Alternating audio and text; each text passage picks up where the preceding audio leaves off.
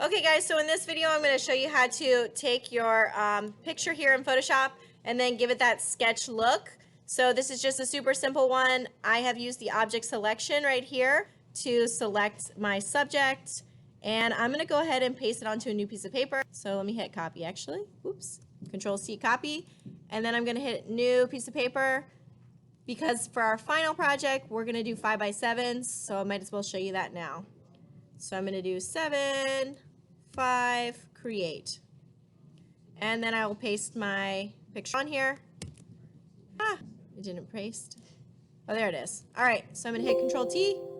Whoops, it pasted twice, it looks like. My computer is a little bit lagging right now. All right, I'm going to Control T. It's because I'm in this object selection. There we go. Object selection sometimes crashes the computer. All right, here we go.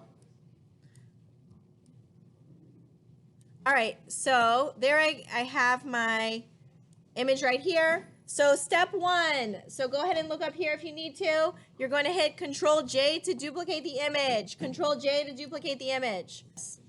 Okay, Control J to duplicate the image. Now you're going to have 2 copies. So I'm hitting Control J. I have 2 copies. All right, this second copy, I'm going to change the blend mode. So remember the blend mode, it's set by default to normal. I'm going to drop down to divide. Divide. That's like down in the bottom. It's 1, 2, 3, 4, 5 from the bottom. Divide. Okay, my image is basically gone.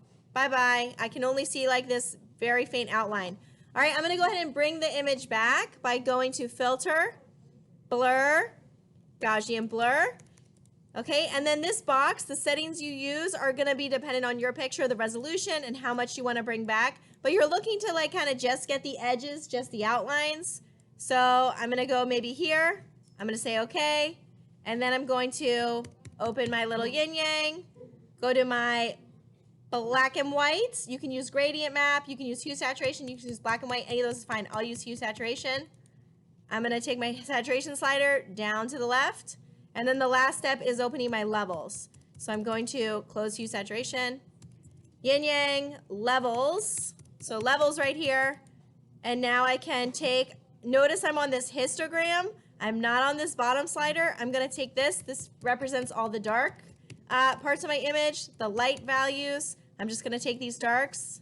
There we go. And now I have what looks kind of like just the outlines, right, of my image. And that's it. So let me run through one more time. Okay, so I'll quick run through these steps one more time. I'm going to go ahead and delete all these layers. So I'm going to duplicate this layer with Control J.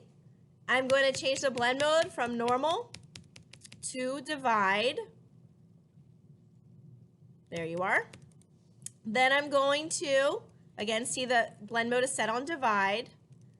Now I'm going to bring the image back, just the outlines with filter, blur, Gaussian blur.